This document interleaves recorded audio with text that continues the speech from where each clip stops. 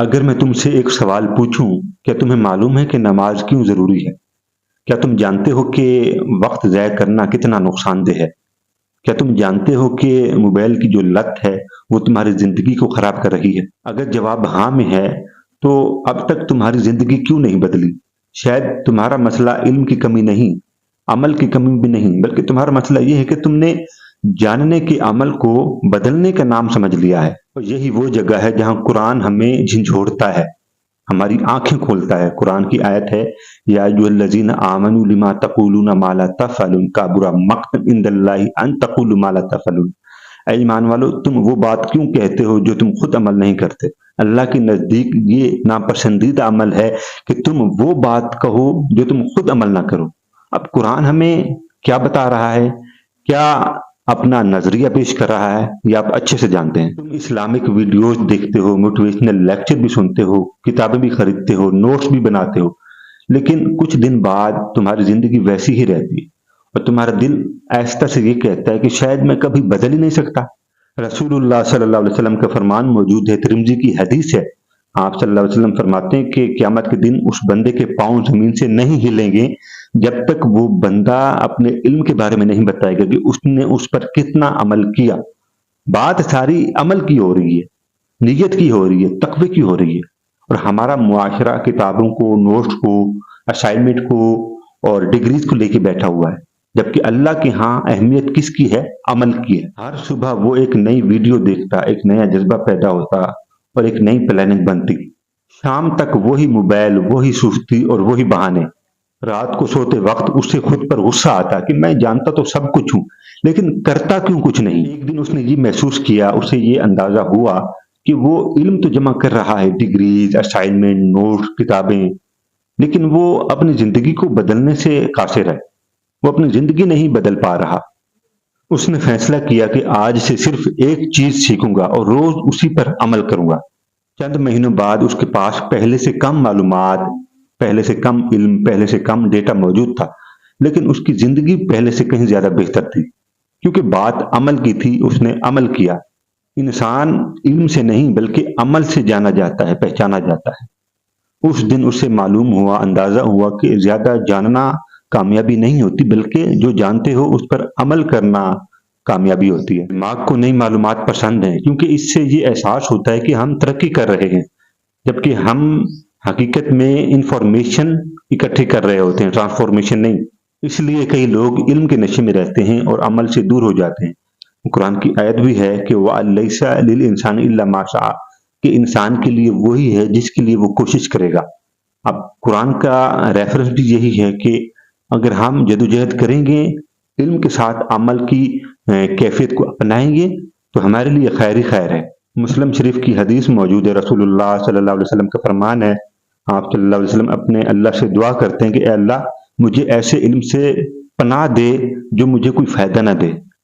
جس علم سے مجھے کوئی فائدہ نہ ہو میں اس سے پناہ مانگتا ہوں۔ اور مولا علی کا قول بھی موجود ہے، مولا علی فرماتے ہیں کہ علم بغیر عمل کے اس درخت کی طرح ہے جس پر کوئی پھل نہیں ہوتا۔ شیطان اس بات سے بالکل نہیں گھبراتا، نہ ڈرتا کہ تم کوئی نیا لیکچر دیکھ لو گے، کوئی نئی ویڈیو دیکھ لو گے، کوئی نئی موٹیویشنل ایموشنل ویڈیو دیکھ کر سیکھ جاؤ گے، بلکہ وہ اس دن ڈرنا شروع کرتا ہے جس دن تم سنو ہی بات پر ایک اسلامک ویڈیو ہو، اسلامک لیکچر ہو، جب اس کو سن کر اپنی زندگی پر امپلیمنٹ کرنے کی کوشش کرتے ہو، شیطان اس وقت ڈرنے لگتا ہے، اس وقت گھبراہٹ کا شکار ہوتا ہے۔ رسول اللہ صلی اللہ علیہ وسلم اپنے صحابہ کو، جو آپ صلی اللہ علیہ وسلم کے کمپینین تھے، ان کو صرف علم نہیں دیتے تھے بلکہ آپ صلی اللہ علیہ وسلم ان کی عملی تربیت بھی کرتے تھے۔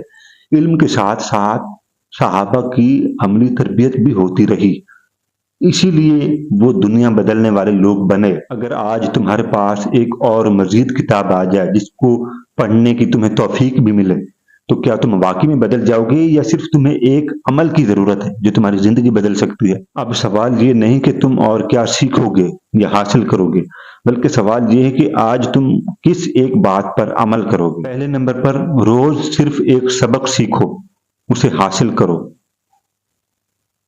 دوسرے نمبر پر جو سبق تم سیکھتے ہو معاشرے میں، لوگوں کے رویوں میں یا کتابوں میں، اس پر عمل کی بھی توفیق ہونی چاہیے، اس پر امپلیمنٹ کرنے کی کوشش کرو اپنی زندگی میں۔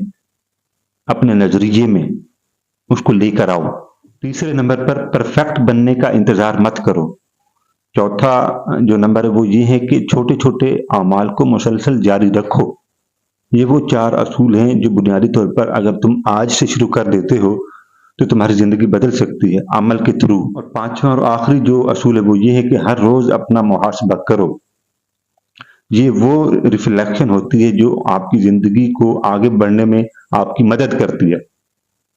और मौला अली फरमाते हैं कि सबसे बड़ी हिकमत ये होती है कि सीखे हुए इल्म को अपनी जिंदगी में उतारना, यानी कि अमल करना। ये सबसे बड़ी हिकमत है। एक तालिब इल्म ने 100 किताबें पढ़ी, दुनिया की रस्म और रिवाज को, कल्चर को समझा, लेकिन उसकी जिंदगी न बदल सकी। सिर्फ डिग्रियों पर और कागजी नोट्स पर इन्हिसार करते हुए उसकी जिंदगी गुजरी। दूसरा जो तालिब इल्म है वो उसने एक हदीस सीखी, कुरान की आयत सीखी, उस पर अमल शुरू किया, उस पर अपनी जिंदगी में इम्प्लीमेंट करना शुरू किया। तो यारो आप जानते हैं जिंदगी भी इसी तालिब इल्म की बदली जिसने हदीस को सीखकर उस पर अमल किया। यारो क्या तुम्हें पता है कि इल्म की ताखीर से तुम्हारी जिंदगी नहीं रुकती, बल्कि तुम्हारी जिंदगी अमल की ताखीर से रुकती है जब तुम अमल नहीं करते। इल्म तो हर एक बंदा हासिल कर लेता है, असल चीज होती है अमल करना। और कुरान भी यही कहता है कि इंसान को वो ही मिलता है जिसके लिए वो कोशिश करता है। तो यारो आज से कोशिश करेंगे तो आगे आने वाले वक्तों में हमें अच्छा समर मिलेगा, हमारे इल्म का, हमारे नजरिए का, हमारे पर्पस का। अगर तुम सिर्फ सारी जिंदगी जानते रहे तो शायद तुम पूरी जिंदगी आगे नहीं बढ़ पाओगे, लेकिन अगर तुमने इल्म के साथ अमल शुरू कर दिया तो तुम 1 साल बाद खुद को पहचान नहीं पाओगे। और याद रखो अल्लाह ताला तुम्हारे इल्म को नहीं बल्कि तुम्हारे अमल को फोकियत देता है। अगर इल्म है अमल नहीं है तो फिर कोई फायदा नहीं, लेकिन अगर इल्म के साथ अमल भी है तो फिर मायार भी बेहतर होगा। और यारो याद रखो क़यामत के दिन तुमसे ये नहीं पूछा जाएगा कि तुमने कितनी वीडियो देखी थी, कितने लेक्चर देखे थे, बल्कि ये देखा जाएगा कि जो इल्म तुमने इस दुनिया में हासिल किया था, चाहे दीन का हो चाहे दुनिया का हो, उस पर अमल कितना हुआ, ये पूछा जाएगा।